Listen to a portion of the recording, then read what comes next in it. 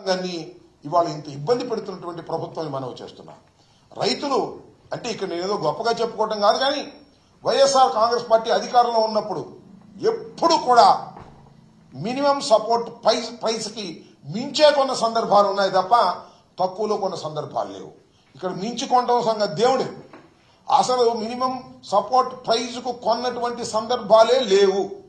ఉత్పత్తి అయినటువంటి ధాన్యంలో కనీసం 10% కూడా కొనకపోవటం వలన రైతులు చాలా ఇక్కట్లకు గురి అవుతున్నారు.